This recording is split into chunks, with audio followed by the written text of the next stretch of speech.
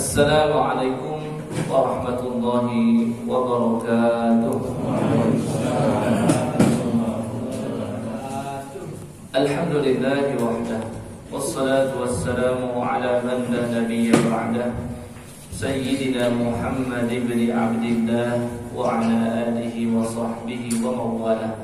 Allahumma salli ala Muhammadin wa ala ali Muhammad kama sallaita ala ali Ibrahim wa barik ala Muhammadin wa ala ali Muhammad kama barakta ala ali Ibrahim fil alamin innaka Hamidum Majid.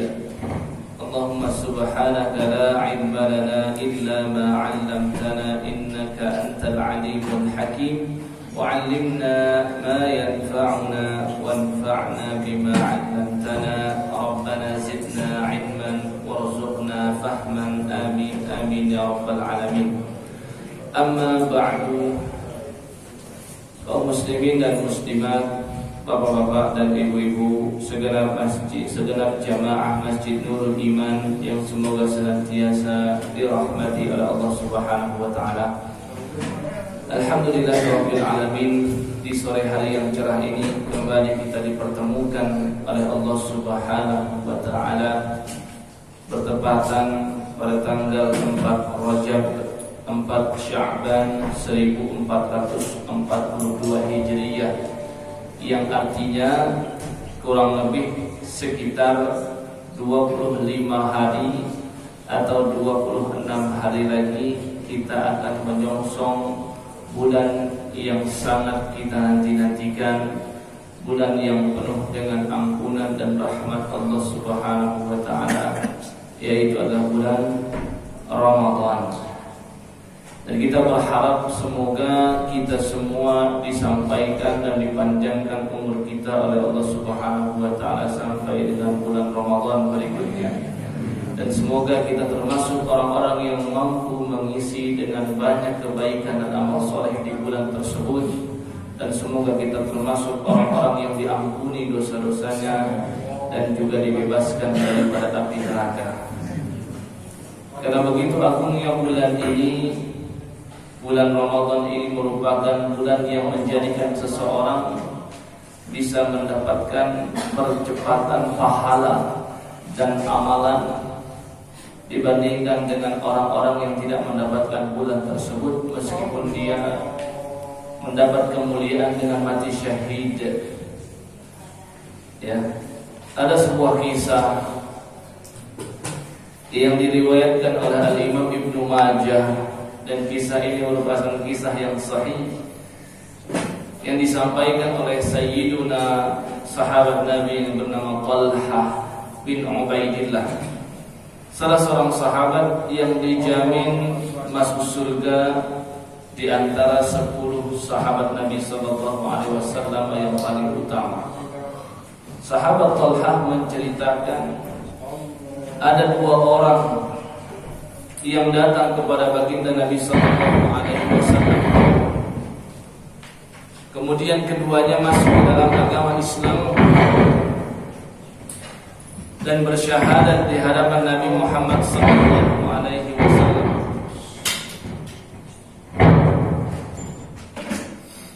Kemudian kata Talhah bin Ubaidillah, sahabat yang satu dia sangat giat dalam beramal saleh, sedangkan sahabat yang satunya lagi dia biasa-biasa saja dalam beramal saleh. Kemudian berlalu waktu sampai akhirnya sahabat yang satu dia ikut berjihad di jalan Allah Subhanahu wa taala, summa stushhid, kemudian dia pun diberikan karunia oleh Allah dengan kemuliaan mati syahid. Kemudian orang yang satunya lagi yang biasa-biasa saja dalam beribadah, dia tidak mati syahid, namun dia diberikan kesempatan oleh Allah mendapatkan umur yang panjang 1 tahun ke depan. Sehingga sahabat yang satunya lagi pun dia meninggal dan wafat di tahun berikutnya. Singkat cerita, Talhah menceritakan ketika keduanya sudah meninggal, dia mengatakan, ra'aitu fil manam aku bermimpi ketika sedang tidur menyaksikan keduanya berada di ambang pintu surga. Kemudian tidak berapa lama pintu surga dibukakan, maka keluarlah malaikat. Dan ketika itu malaikat mempersilahkan orang yang biasa-biasa saja dalam beribadah dan dia tidak mati syahid, mempersilahkan dirinya untuk masuk ke dalam surga terlebih dahulu. Baru setelah beberapa lama, sahabat yang satunya lagi yang mati syahid, dia pun dipersilahkan untuk masuk ke dalam surga. Ketika itu Talhah menyaksikan, dan ketika malaikat melihat Talhah bin Ubaidillah, malaikat berkata, irji' fa inna lam ya'ti laka ba'du. Ya, irji', kamu kembali karena kamu belum waktunya untuk masuk ke dalam surga ini. Kemudian mimpi pun terputus, Talhah pun terbangun. Sayyidina Talhah bin Ubaidillah terkejut dan terkesan betul dengan mimpi yang baru saja dia alami, maka dia menceritakan kepada para sahabat yang lain. Maka ramailah ketika itu berita dari mulut Talhah bin Ubaidillah, dari satu mulut ke mulut yang lain, dibicarakan dari sahabat satu ke sahabat yang lain, sampai akhirnya kisah ini didengar langsung oleh Nabi sallallahu alaihi wasallam. Maka Nabi sallallahu alaihi wasallam bersabda, "Min ayyi dzalika ta'jabun?" Kalian semua sahabatku begitu terheran-herannya dengan kisahnya Talhah bin Ubaidillah. Artinya maksud Nabi mendengar biasa-biasa saja. Itu bukan sesuatu yang aneh bagi Nabi sallallahu alaihi wasallam. Tapi bagi para sahabat yang mereka tidak mengetahui berita dari langit dan tidak tersambung dan terkoneksi dengan Allah Subhanahu wa taala, maka mereka pun bertanya-tanya dan terheran. Maka Nabi sallallahu alaihi wasallam pun bersabda kepada para sahabatnya, "Alaisa qad makatha hadza?" Bukankah sahabat yang tidak mati syahid, ya, dia masih hidup ba'dahu sanatan, setelah saudaranya yang mati syahid selama satu tahun kemudian. Wa adraka Ramadan, kemudian dalam 1 tahun itu dia pun memperoleh dan mendapatkan karunia bulan Ramadan. Ya. Kemudian apa? Fasoma, dia pun berpuasa Ramadan. Wa shalla, dia pun salat ya di bulan Ramadan. Wa shalla kaza wa kaza wa sajdata kaza fi sanah. Dan dia sholat ini, sholat itu, sholat sunnah ini, sholat sunnah itu dalam jangka waktu satu tahun. Ya, maka menurut baginda Nabi sallallahu alaihi wasallam, "Fama bainahuma ab'adu mimma bainas samai wal ardh." Ketahuilah sahabatku, jarak surga antara orang yang mendapatkan Ramadan tadi dan dia tidak mati syahid, dengan sahabatku satu lagi yang tidak mendapat Ramadan dan dia mati syahid, jarak surganya antara keduanya adalah seperti bagaikan bumi dengan langit. Ya.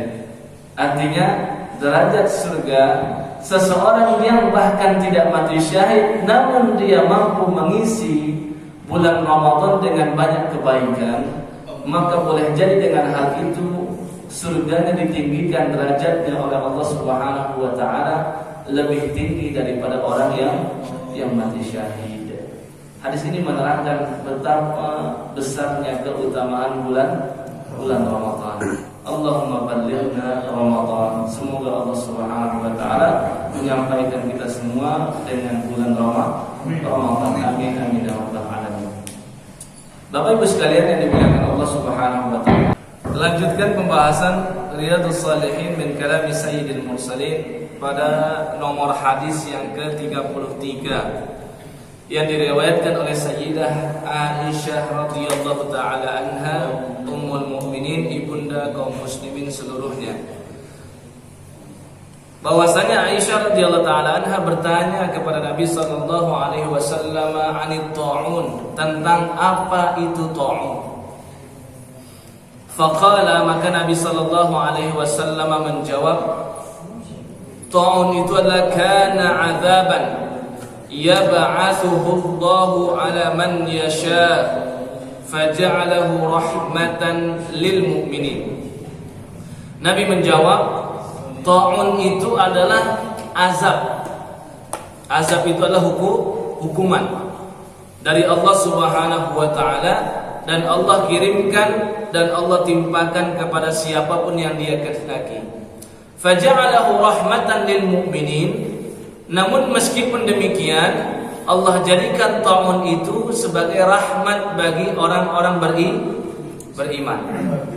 Ya, jadi kata Nabi, ta'un itu adalah azab, hukuman bagi siapapun yang Dia kehendaki. Namun bagi orang-orang yang beriman, ta'un itu adalah rahmat. Kata Nabi sallallahu alaihi wasallam, "Ma min 'abdin yakunu fi baladin yakunu fihi wa yamkuthu fihi." Tidaklah seorang hamba Allah Subhanahu wa taala di sebuah negeri, kemudian dia negeri tersebut tertimpa dengan penyakit ta'un, wa yamkuthu fihi, kemudian dia tetap menetap di negeri tersebut, la yakhruju minal baladi, dia tidak keluar dari negerinya, kemudian sabiran muhtasiban, dia tidak keluar dari negerinya dan dia tetap bersabar berada di dalam negeri tersebut, muhtasiban, dan mengharapkan pahala dari Allah Subhanahu wa taala, ya'lamu annahu la yusibuhu illa ma kataballahu lahu, dan dia meyakini betul bahwasannya tiada musibah apapun yang menimpa dirinya melainkan semuanya sudah ditetapkan oleh Allah Subhanahu wa taala, illa kana lahu misla ajri syahid, melainkan orang tersebut dia akan mendapatkan pahala seperti orang yang mati syahid. Ya, saya ulangi maksud hadis ini. Nabi sallallahu alaihi wasallam sampaikan, penyakit ta'un itu adalah suatu azab bagi siapapun yang Allah kehendaki. Namun bagi orang-orang yang beriman, ta'un itulah rahmat dari Allah Subhanahu wa taala. Ya, dan tidaklah seorang hamba menetap di sebuah negeri dan negeri tersebut tertimpa penyakit ta'un dan dia tidak keluar dari negeri tersebut dalam kondisi sabiran, bersabar, dan yang kedua muhtasiban, mengharapkan pahala dari Allah Subhanahu wa taala, dan yang ketiga dia meyakini annahu la yusibuhu illa ma kataballahu lah, tidak ada musibah apapun yang menimpa dirinya kecuali semuanya sudah ditetapkan Allah Subhanahu wa taala, illa kana lahu mithlu ajri syahid, melainkan orang tersebut mendapatkan pahala seperti orang yang mati syahid. Hadis yang diriwayatkan oleh Al-Imam Al-Bukhari. Ya, artinya hadis ini adalah sahih. Faedah apa yang pertama bisa kita dapatkan dari hadis ini? Yang pertama, apa itu definisi daripada ta'un? Sering kita mendengar kan akhir-akhir ini. Sejak awal pandemi itu sudah menyebar di berbagai medsos, ya, berkembang di dunia maya, di internet tentang ta'un, wabah atau wabah. Ya. Maka apa sebenarnya definisi daripada ta'un? Para ulama berbeda pendapat tentang ta'un dan wabah. Jadi ta'un, ada ta'un satu, ada namanya wabah. Wabah ini bahasa Arab, ya. Dalam bahasa kita disebut dengan wabah. Ya. Ada ta'un dan ada wabah. Sebagian ulama menyamakan kedua ini, sebagian lain membedakan. Ya. Dan yang membedakan mengatakan antara ta'un dengan wabah ini ada hubungan korelasi umum dan khusus. Sehingga dari sini kita perlu membuka kamus, perlu melihat pendapat para ulama, apa yang dimaksud dengan ta'un dan apa yang dimaksud dengan wabah. Para ulama mengatakan al-wabah itu adalah penyakit. Wabah itu adalah penyakit. Penyakit ini menular dan penularannya bisa cepat dan meluas. Ya, ini namanya wabah. Dalam bahasa Indonesia disebut dengan wabah. Ya. Adapun ta'un itu adalah wabah. Ya. Jadi kalau ta'un pengertiannya adalah wabah yang sama-sama menyebar, namun ini bisa menyebabkan kematian. Jadi dari sini bisa kita katakan setiap ta'un itu adalah wabah, dan tidak setiap wabah itu adalah ta'un. Karena wabah itu hanyalah penyakit yang cepat menular dan meluas.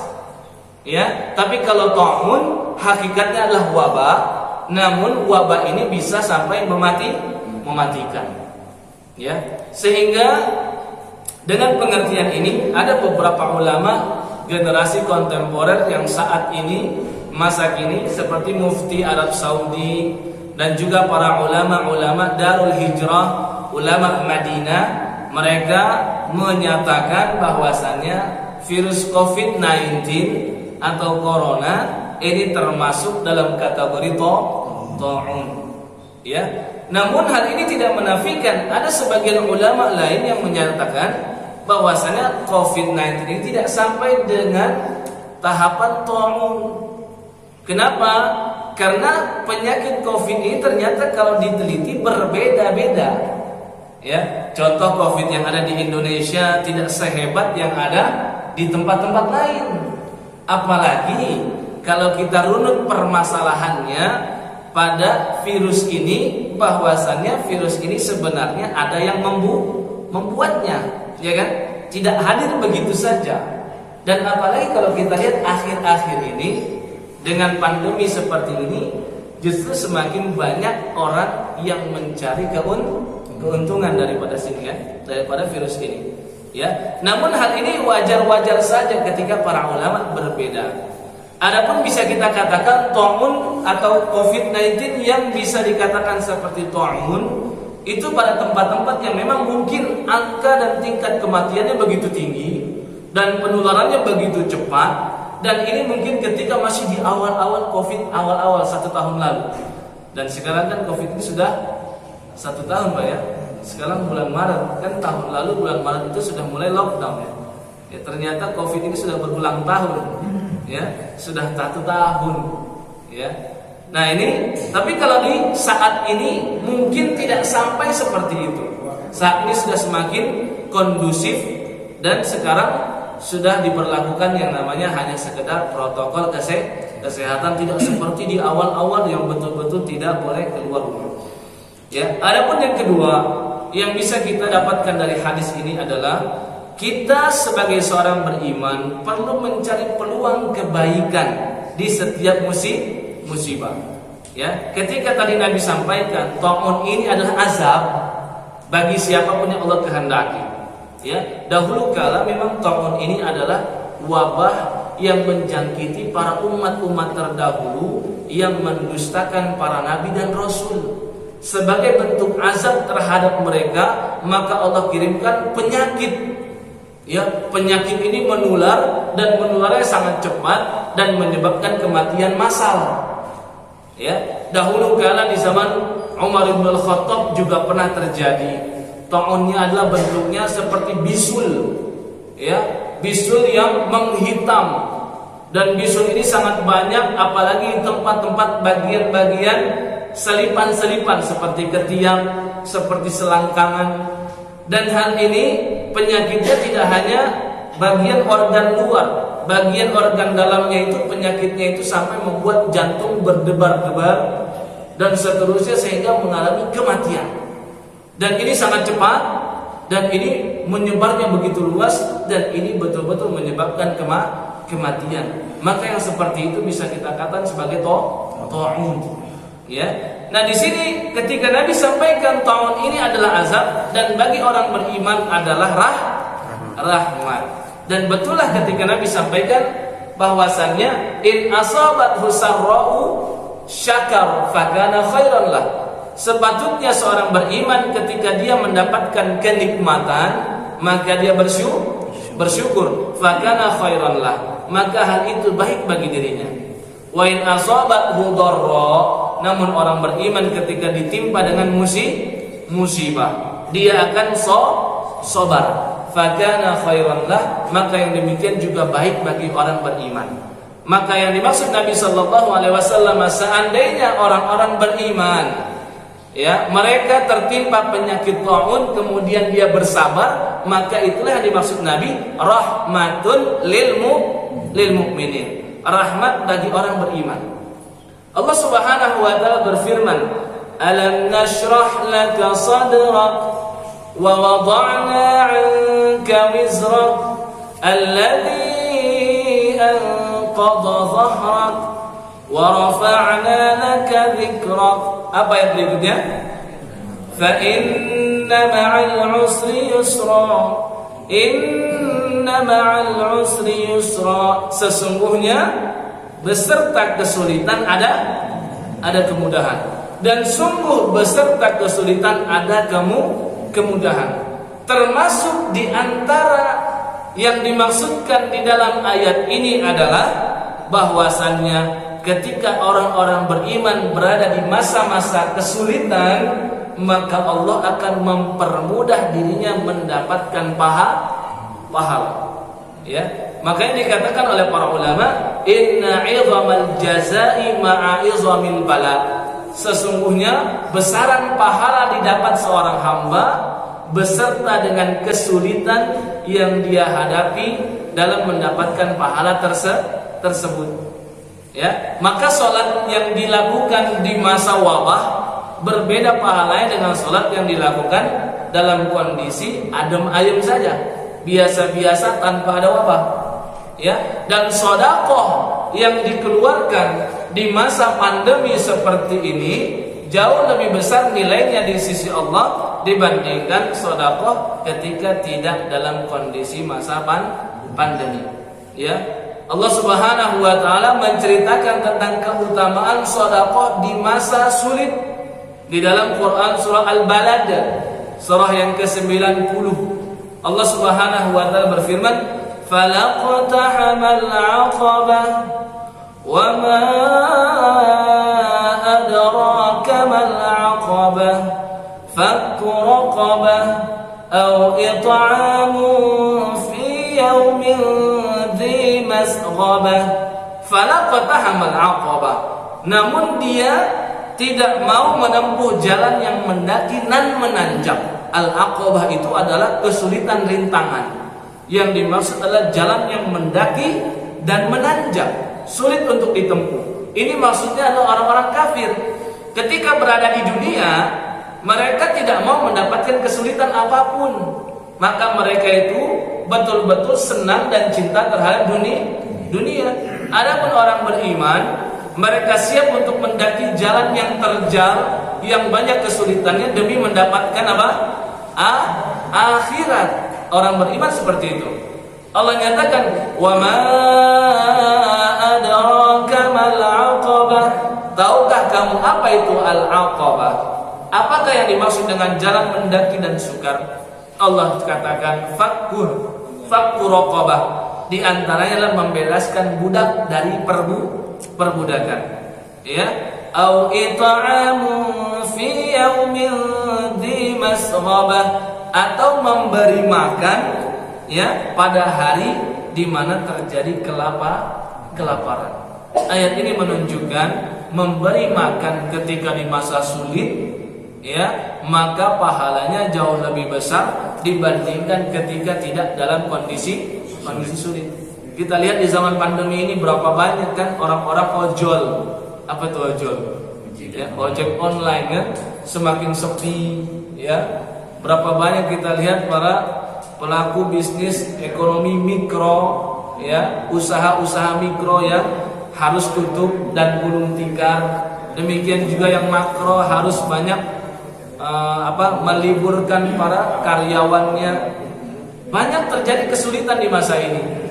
Ya, belum lagi orang-orang yang pasti bapak-bapak mengalami ya, anak-anak sekolah ya, ada 5 anak, 5-5-nya sekolah membutuhkan handphone ya, semuanya harus via internet, harus virtual dan daring.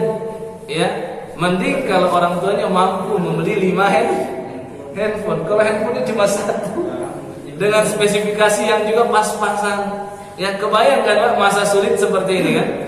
Ya, maka ketika ada orang-orang yang bersedekah membantu hal-hal seperti tadi, membantu pembelian handphone untuk sekolah, membantu pembelian masker, membantu hand sanitizer dan semua untuk mencegah penularan COVID-19 ini, maka dia termasuk ke dalam ayat tersebut. Ya, kata Al-Imam Ibnu Jarir At-Tabari dalam kitab tafsir beliau, yang dimaksud dengan fi yaumin dzi masghabah adalah masa kelaparan, ketika makanan menjadi langka, ketika kebutuhan semakin mendesak. Ya. Kemudian yang berikutnya, ketika Nabi sampaikan bahwasannya ada pahala mati syahid, ya, maka kita perlu mendefinisikan dahulu apa itu syahid. Sering mungkin di antara kita mengatakan orang ini mati syahid, tapi kalau ditanya apa sebabnya, tidak bisa kita menjawab. Karena kita tidak mengetahui makna daripada syahid. Syahid itu dalam bahasa Arab disebut artinya orang yang menyaksikan, disebut dengan syahid. Ya, atau syahid itu adalah orang yang bersaksi, itu disebut dengan syahid. Ya, kata Nabi SAW tentang pernikahan tidak akan sah kecuali dengan 1 wali dan 2 orang syahidain, kata Nabi SAW. Syahidain artinya 2 orang saksi. Ya, lalu kenapa di dalam syariat Islam orang yang meninggal wafat di medan perang di jalan Allah Subhanahu wa taala disebut dengan orang yang syahid, sedangkan makna asalnya syahid itu orang yang bersaksi atau orang yang melihat. Para ulama menerangkan di antara salah satu sebabnya karena Allah dan malaikat bersaksi bahwasanya orang yang telah wafat itu dia dijamin surga. Maka disebut dengan mati syahid. Artinya kematian dia, Allah dan malaikat bersaksi dia termasuk penghuni surga. Ada lagi sebagian ulama mengatakan disebut dengan syahid karena sesungguhnya mereka itu belum mati. Mereka itu masih hidup dan mereka bisa melihat, dan ini sesuai dengan Al-Qur'anul Karim di dalam Quran surah Al-Baqarah ayat 154. Ya, Allah Subhanahu wa taala berfirman, "Wa la taqulu liman yuqtalu fi sabilillahi amwat bal ahya'un walakin la tash'urun." Jangan kamu katakan wala taqulu liman yuqtalu fi sabilillah, tentang orang yang terbunuh di jalan Allah Subhanahu wa taala, mereka adalah amwat, mereka semua telah mati. Kata Allah, Pak, bal ahya, mereka semua itu masih hidup. Walakin la tash'urun, namun kalian tidak merasakan, alamnya berbeda.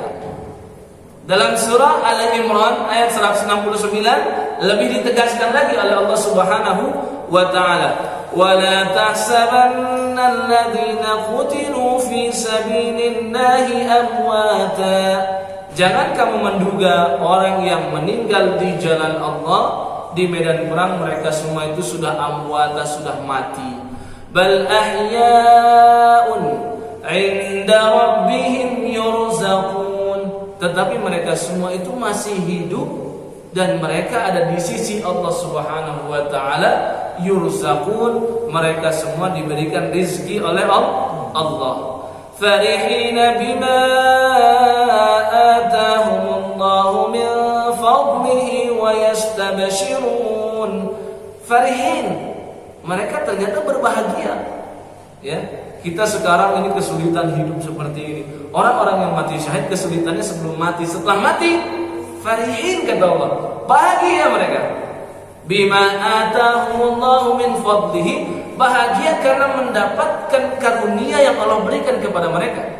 Ya, wa yastabshirun, dan mereka itu selalu memberi kabar gembira.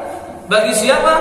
Billadzina lam yalhaqu bihim min khalfihim, memberikan kabar gembira bagi orang-orang yang masih hidup dan belum mati. Ya, mereka mengiming-iming kita semua ini, cuman kita nggak sadar. Mereka katakan mati syahid itu enak, mati syahid itu begini ganjarannya, begini dan begitu mereka sebutkan, tapi kita tidak merasakan. Maka dengan ayat ini harusnya kita menambah keimanan.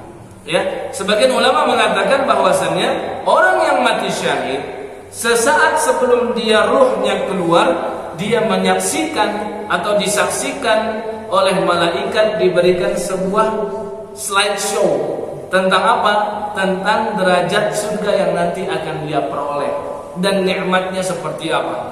Kata Nabi SAW dalam sabdanya dari sahabat Miqdad bin Ma'di Karib, Nabi SAW bersabda, "Lil syahid sittu khisal." Orang yang mati syahid mendapatkan 6 keutamaan yang tidak didapatkan bagi selain yang mati syahid. Di antaranya kata Nabi sallallahu alaihi wasallam, "Yughfar lahu fi awwali daf'atin." Di setiap darah yang keluar dari awal, di situ dosanya sudah diampuni oleh Allah Subhanahu wa taala.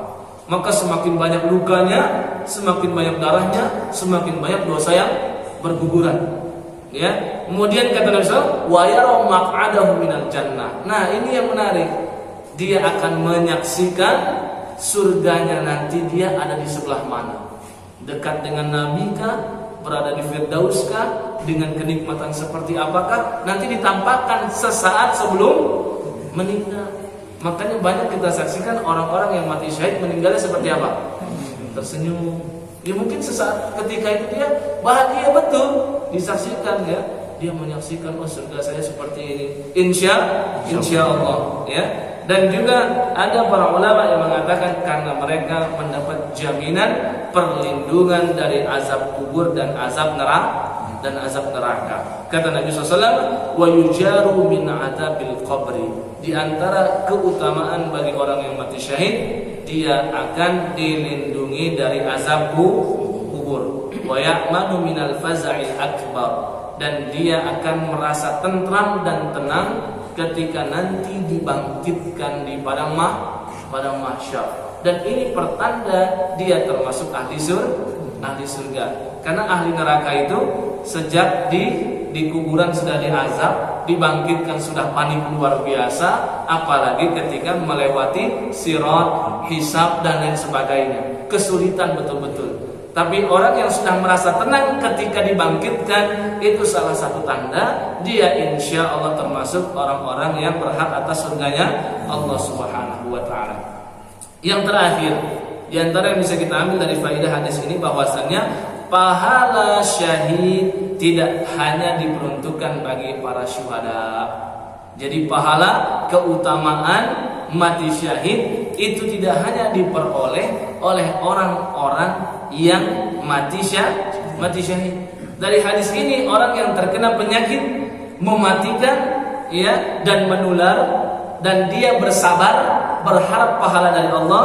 Jadi ada 3 tadi syaratnya, harus 3 syarat ini. Yang pertama sabar, ya, dia yakini semua datang dari Allah dan dia harus bersabar. Yang kedua dia mengharapkan pahala Allah.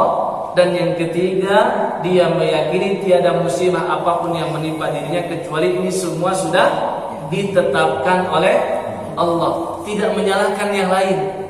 Ya, ini kadang-kadang kita kan, wah ini saya nular nih gara-gara dia nih. Ya, ini kalau dirunut ini ternyata di sini tempat saya tertular ya, oh gara-gara fulan. Ya, kalau dia meyakini pokoknya, ya itu hanya penyebab saja. Allah sudah berikan ketentuan sebab dan akibat. Semuanya datang dari Allah, cuma melalui orang lain, gitu saja selesai. Dan dia tidak akan menyalahkan orang tersebut. Pokoknya syaratnya 3, maka dia akan memperoleh pahala syahid. Nabi pernah bertanya kepada para sahabat, "Ma ta'udduna asy-syahida fikum?" Menurut kalian yang disebut dengan mati syahid itu orang-orang yang seperti apa? Kata para sahabat menjawab pertanyaan Nabi sallallahu alaihi wasallam, "Ya Rasulullah, man qutila fi sabilillah fa huwa syahid." Setahu kami, siapapun yang berjihad di jalan Allah kemudian dia meninggal, mati dan terbunuh, dia itu termasuk orang yang mati syahid. Maka Nabi SAW bersabda kepada para sahabat, Inna syuhada'a ummati idzan laqalil. Kalau memang demikian menurut kalian, berarti orang-orang yang mati syahid dari umatku itu cuma sedikit kata Nabi. Ya, karena enggak banyak yang meninggal di medan perang. Maka para sahabat bertanya, "Famanhum ya Rasulullah?" Kalau gitu, siapa saja mereka yang mendapatkan derajat syahid ya Rasulullah? Kata Nabi sallallahu alaihi wasallam, "Man qutila fi sabilillah fahuwa syahid." Yang pertama kita sepakati, siapapun yang meninggal di medan perang berjihad di jalan Allah, maka dia mati syahid. Kemudian apa lagi kata Nabi sallallahu alaihi wasallam? "Wa man mata fit ta'uni fahuwa syahid." Orang yang meninggal karena penyakit yang menular dan mematikan, maka dia termasuk syahid. "Wa man mata fil batni fahuwa syahid." Dan orang yang meninggal karena penyakit di bagian organ perut, maka dia juga syahid. Ya, ada satu hadis yang menerangkan tentang 8 golongan yang mendapatkan pahala syahid tanpa berjihad di jalan Allah Subhanahu wa taala.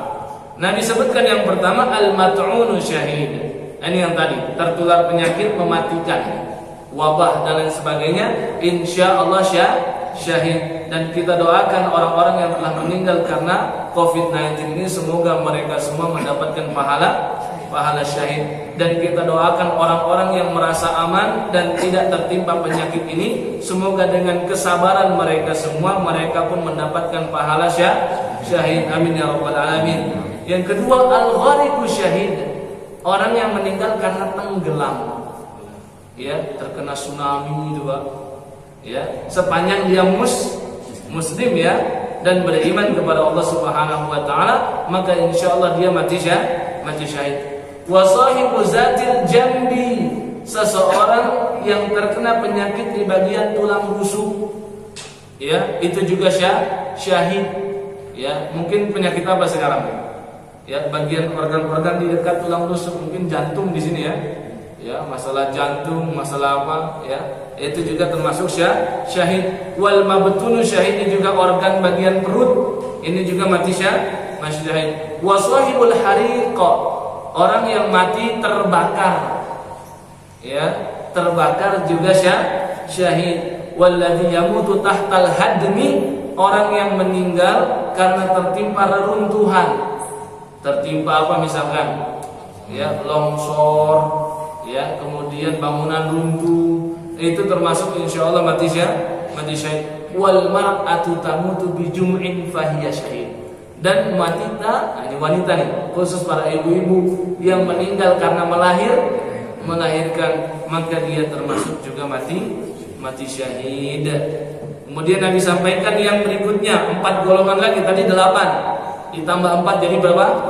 12. Supaya kita bisa mendapatkan pahala syahid nih, kita sebutkan lagi yang ke-9. Wa man qutila duna malihi fahuwa syahid. Orang yang meninggal demi apa? Menyelamatkan harta yang dirampas dari orang lain.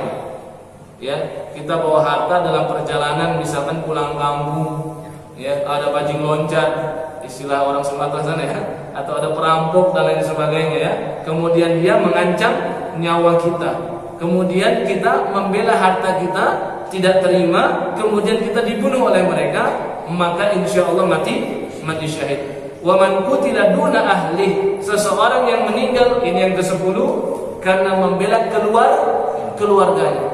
Keluarganya diancam pembunuhan, dia bela, kemudian dengan pembelaannya dia pun yang meninggal, maka dia juga mati syahid. Kemudian auduna dinihi fahuwa syahid, meninggal karena membela agama Allah, maka dia juga mati syahid. Yang ke-11, ya, yang terakhir yang ke-12, siapapun yang meninggal di jalan Allah. Apa yang dimaksud dengan di jalan Allah? Ketika para sahabat menceritakan seseorang yang bekerja, ya, karena untuk menafkahi keluarganya, maka Nabi sallallahu alaihi wasallam fahuwa fi sabilillah. Jadi orang yang mencari nafkah, bekerja untuk menafkahi keluarganya dalam perjalanan pulang atau berangkat, dia meninggal dengan niatnya tersebut, insyaallah dia juga mati syahid. Seseorang yang menuntut ilmu, wabil khusus ilmu syar'i, dengan niat ingin memberikan ilmu yang bermanfaat bagi umat dalam perjalanan atau di tengah menuntut ilmu atau pada jalanan pulang dia meninggal, maka insyaallah dia termasuk orang yang mati syahid. Betapa besar karunia Allah Subhanahu wa taala terhadap hambanya. Ada pertanyaan? Silakan Bapak. Assalamualaikum. Waalaikumsalam warahmatullahi wabarakatuh. Ibadah apa yang sejajar dengan mati syahid, terutama dalam menghadapi Ramadan ini, sehingga kita dapat beribadah dengan semaksimal mungkin? Terima kasih. Waalaikumsalam warahmatullahi wabarakatuh. Ya. Tadi ketika ditanya tentang suatu ibadah apa yang bisa menyamakan atau setara dengan pahala mati syahid, ya. Yang pertama bisa kita katakan dari hadis Nabi yang menerangkan tentang orang-orang yang mendapatkan pahala mati syahid, di antara yang meninggal di jalan Allah, ya. Berarti mereka termasuk yang mendapatkan pahala syahid, ya. Berarti bisa kita katakan seseorang yang mencari nafkah untuk keluarganya, ya, dengan bekerja menjadi karyawan, intinya pekerjaannya halal, pendapatan dan income-nya juga harus halal, ya. Karena nanti tentang harta kita akan ditanya tentang dua hal, dari mana kita dapatkan dan kemana kita belanjakan. Ketika hisab itu ditanya dua hal tentang harta, ya. Maka orang yang mencari nafkah, insya Allah dia sejajar dengan para mujahid fisabilillah. Ketika mujahid meninggal dan dia pun juga meninggal, maka derajatnya itu sama.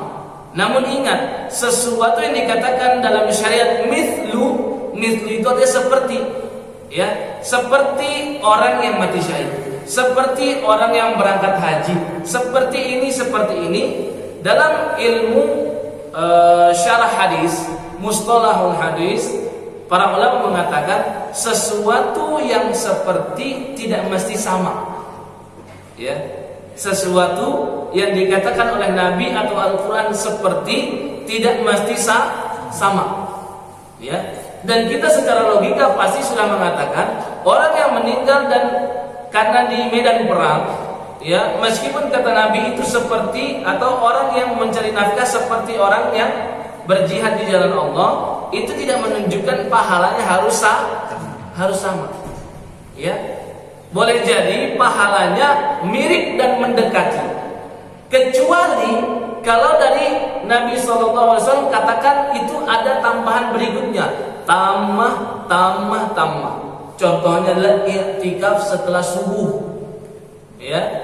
Jadi orang yang salat subuh berjamaah, kemudian menetap di masjid, berzikir kepada Allah Subhanahu wa taala dengan misalkan menghadiri ta'lim kalau memang ada ta'lim pada subuh, atau membaca Al-Qur'an, atau zikir pagi, atau membaca buku, atau mempelajari suatu ilmu yang bermanfaat. Pokoknya melakukan pekerjaan apapun yang bermanfaat. Bahkan seandainya dia ngobrol-ngobrol dan ngobrolnya bermanfaat. Karena dulu para sahabat ceritakan ketika i'tikaf ba'da subuh bersama Nabi, mereka ceritakan di antara kami, di belakang Nabi itu ada yang ngobrol-ngobrol tentang masa jahiliyah kita dulu. Terus mereka ketawa sedikit, gitu, ya. Nabi yang ada di depan nengok ke belakang. Nabi tidak katakan i'tikaf kalian rusak, ya, atau kalian berwudu lagi, tapi Nabi cukup melihat dan tersenyum. Nabi lanjutkan zikirnya lagi, menunjukkan i'tikaf yang seperti itu juga boleh, tapi sepanjang ngobrolnya bermanfaat. Makanya sahabat itu menceritakan, kami menceritakan masa jahiliyah dulu, ya, menertawakan kita dulu kok nyembah patung, ya, kita kalau gini-gini, ya. Cerita-cerita kayak gitu ingin menjadikan pelajaran bagi mereka supaya kedepannya kita jangan terjerumus lagi. Ada manfaatnya. Maka yang seperti itu kata Nabi SAW, dia salat 2 rakaat setelah matahari terbit. Kata Nabi SAW, kana lahu mislu ajri hajjin wa umratin tambah. Nah, kalau ada tambahan-tambahnya ini baru boleh jadi itu setara, sama. Orang yang seperti itu mendapatkan pahala haji dan umroh sempurna. Kata Nabi ya, 3 kali itu perkataan tammahnya. Ingin memberi penekanan bahwasanya ini setara. Ya. Tapi juga jangan gara-gara ini orang yang mampu berangkat haji, dia nggak mau berangkat haji. Kenapa? Oh, saya sudah haji tiap pada subuh, Ustaz. Ya, itu lain. Itu namanya pembebanan syariat haji dan dia dibebankan harus berhaji kalau mampu nggak bisa dia cukup dengan i'tikaf pada subuh dengan dalih dia sudah berhaji. Ya, kemudian menuntut ilmu. Ya, menuntut ilmu itu juga derajatnya sama dengan berjihad fi sabilillah. Yang satu berjihad dengan ya mengerahkan keringat, tenaga dan darahnya. Yang satu penuntut ilmu adalah ya menuliskan dengan tintanya. Makanya di dalam surat At-Taubah ayat 122 Allah tegaskan menuntut ilmu, talibul ilmi itu derajat bersama dengan mujahid fi sabilillah. Ya, kata Allah Subhanahu firman-Nya di At-Taubah ayat 122. Ya, bunyinya wa ma kana al-mu'minuna liyanfiru kaffah. Tidak pantas bagi seluruh orang-orang beriman itu berangkat ke medan perang seluruhnya. Enggak pantas semuanya. Ya, falaula nafara min kulli firqatin minhum ta'ifatun liyatafaqahu fid din. Ya, kenapa tidak sebagian kelompok di antara mereka ya menuntut ilmu yatafaqahu fid din, bertafaquh fid din, menuntut ilmu agama. Waliyunziru qaumahum idza raja'u ilaihim la'allahum yahzarun. Mereka ini yang tidak berangkat jihad dan mereka menuntut ilmu, diharapkan ketika orang-orang yang berjihad itu pulang mereka bisa memberi peringatan kepada mereka. Ya, tentang ayat ini Ibnu Abbas menceritakan dulu setelah perang Tabuk di mana para sahabat itu sangat takut tidak berangkat ke medan perang karena ada 3 sahabat yang tidak ikut di perang Tabuk dan dia dihukum oleh Allah dan Rasulnya. Ya, kemudian para sahabat mulai saat itu kalau ada panggilan jihad segera mereka berangkat, nggak pikir panjang semuanya. Sehingga ketika Nabi nggak ikut berangkat jihad, karena kadang Nabi ikut, kadang Nabi menetap di Madinah. Ketika menetap di Madinah, siapa yang mau mendengar hadis Nabi? Siapa yang mau mendengar ayat Al-Quran yang diturunkan kepada Nabi?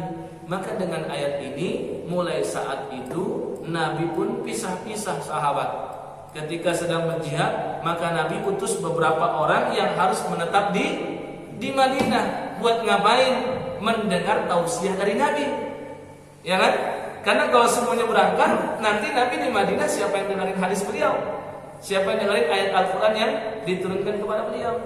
Ya, maka diharapkan sahabat-sahabat yang menetap di Madinah ini mereka menambah ilmu mereka, terus nanti para mujahid pas pulang ke Madinah mereka menyampaikan hadis-hadis yang mereka dapat dari Nabi Sallallahu Alaihi Wasallam.